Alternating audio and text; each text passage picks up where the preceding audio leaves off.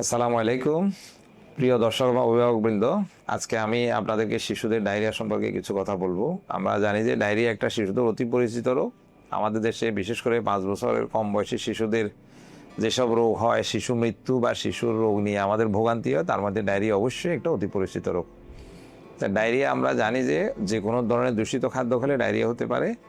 দূষিত পানি, দূষিত খাদ্য এসবের মাধ্যমে ডায়রিয়া ছড়াতে পারে। যদি কোনো শিশুর হঠাৎ করে দিনে 3 বার বা তার বেশি পাতলা পায়খানা হয়, তখন আমরা এটাকে ডায়রিয়া বলি। ডায়রিয়া হলে আমাদের যেটা ঝুঁকি সেটা হলো ডায়রিয়ার কারণে পানি শূন্যতা হতে পারে, শিশুর ক্ষুধামন্দা হতে পারে, শিশু দুর্বল হয়ে যেতে পারে। এইসব দিক যদি আমরা বিবেচনায় রেখে আমরা শিশুকে যদি সঠিকভাবে প্রতিপালন করি, তাহলে আমাদের এই জিনিসটা আর ঝুঁকি থাকে না। তাহলে ডায়রিয়ার কিভাবে হয়? আমরা জানি যে আমাদের শিশুরা যদি নিরাপদ পানি পান করে তাহলে ডায়রিয়া হওয়ার ঝুঁকি কমে যায়। আমরা যদি নলকূপের পানি পান করাই এবং ফুটানো পানি বা জীবাণুমুক্ত পানি পান করাই, এই আশঙ্কা থাকে না। কোনো কারণে যদি আমরা মনে করি যে বন্যা বা অন্য কোনো কারণে নলকূপের পানি জীবাণুযুক্ত হয়ে গেছে, সেটা আমরা একটু প্রতিরোধ করার চেষ্টা করব, পানিকে ফুটাবো এবং বিশুদ্ধ করার চেষ্টা করব। আর সাপ্লাইয়ের পানি আমরা সরাসরি না দিয়ে আমরা চেষ্টা করব সেটা ফুটিয়ে তারপর নিরাপদ করে শিশুকে খাওয়াবো। আর শিশুর জন্য বিশেষ করে জাঙ্ক ফুড, দোকানে যেসব জিনিস পাওয়া যায়, বিশেষ করে বিস্কিট, কেক, চিপস, চানাচুর, এই সমস্ত জিনিস আমরা ভারতবর্ষের শিশুকে আমরা দিব না। এগুলাতে কিন্তু অনেক সময় জীবাণু থাকতে পারে। আমরা হয়তো সবসময় আক্রান্ত হবে না, বা হঠাৎ একদিন আক্রান্ত হলো, সেটা আমার জন্য অনেক কষ্টের কারণ হয়ে যেতে পারে। এটা আমরা যদি খেয়াল রাখি তাহলে আমাদের এই জিনিসটা আশা করি বেশি ঝুঁকি তৈরি করবে না। এখন প্রশ্ন হলো কেন ডায়রিয়া হচ্ছে? ডায়রিয়া আমরা জানি যে ওই খাদ্যগুলা যেগুলোর ভিতরে দূষিত জীবাণু যেতে পারে, তার মধ্যে অতি পরিচিত জীবাণু শিশুদের জন্য হলো রোটা ভাইরাস। এই ভাইরাসটাই শিশুদের সকল ডায়রিয়ার প্রায় 60 থেকে 80 ভাগ কারণ।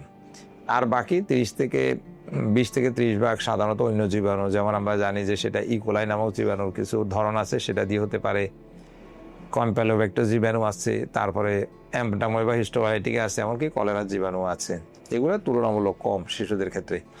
তো এইসব ক্ষেত্রে আমরা যদি বিশেষ করে এই জিনিসটা খেয়াল রাখি, তাহলে আমরা রোটা ভাইরাস যেহেতু মূল কারণ, রোটা ভাইরাসের যদি আমরা টিকা দিতে পারি, শিশুদের রোটা ভাইরাস জনিত ডায়রিয়ার আশঙ্কা অনেকটা কমে যায়। নিরাপদ খাদ্য বা পানীয় যদি আমরা এনশিওর করতে পারি, কারণ আমরা মনে করি যে আমরা শিশুকে ঠিক মতো খাওয়াচ্ছি, কিন্তু আসলে শিশুরা অনেক সময় এর হাতে ওর হাতে আশপাশের দোকান ওখানে গিয়ে অনেক সময় অনেক কিছু খেয়ে ফেলে। এই জিনিসগুলো আমরা খেয়াল রাখবো। এখন আমরা যদি ডায়রিয়া আক্রান্ত হয়ে যায় তাহলে আমরা কি করতে পারি? ডায়রিয়া আক্রান্ত হলে যদি শিশুর পানি শূন্যতা হয়, তখন আমাদেরকে বারবার ওরসালাইন খাওয়াতে হবে। বিশেষ করে তীব্র পানি শূন্যতা, যেটা সিভিয়ার ডিহাইড্রেশন, এটা হলে শিশুকে দ্রুত হাসপাতাল ভর্তি করতে হবে। এই ক্ষেত্রে শিশুর নেতিও করতে পারে, শিশুর চোখ ভিতরে ঢুকে যাবে, চামড়া নরম হয়ে যাবে, শিশু অজ্ঞান হয়ে যেতে পারে। এই ক্ষেত্রে দ্রুত তাকে নিকটবর্তী হাসপাতালে নিয়ে আমরা যদি কলেরা স্যালাইন তাকে শিরার মাধ্যমে দিতে পারি, শিশু পানি শূন্যতা প্রতিরোধ করা যাবে। আর যদি তার চেয়ে কম মাত্রার পানি শূন্যতা হয়, সেক্ষেত্রে শিশু সাধারণত অস্থিরতা করবে, মানে কান্নাকাটি করবে, তার পানি শূন্যতা থাকবে, কিন্তু শিশু মুখে তখনও খেতে পারবে।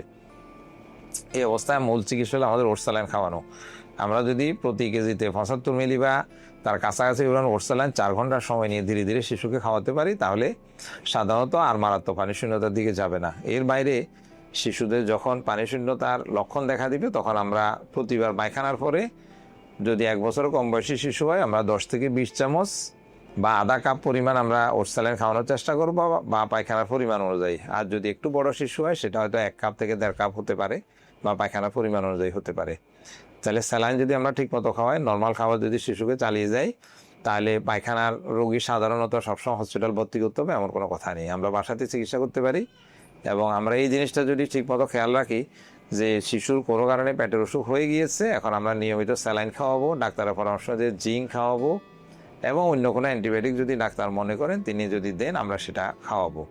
আর সবচেয়ে ইম্পর্টেন্ট, দুগ্ধ পানকারী শিশুদের ডায়রিয়া হলে মায়ের কোনো খাবার খাওয়া নিষেধ নেই। আমাদের দেশে এটা খুব মারাত্মক প্রচলিত যে মায়ের সব ধরনের খাবার বন্ধ করে দেওয়া হয়, মাকে কাঁচা কলা ছাড়া কিছু খেতে দেওয়া হয় না।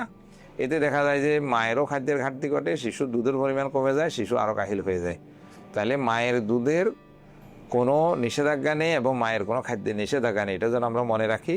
আর নবজাতক শিশুরা যেটা অল্প অল্প পায়খানা বারবার করে, সাধারণত এটাকে ডায়রিয়া বলা হয় না, এটার জন্য বাড়তি কোনো কিছু করার দরকার নেই। আমরা এই জিনিসগুলো খেয়াল রাখবো। আশা করি এটা দ্বারা আমরা আমাদের শিশুদের ডায়রিয়া হলে আমরা নিরাপদ খাদ্য এবং নিরাপদ নিয়মকানুন মানলে ইনশাল্লাহ আমাদের সমস্যা হবে না।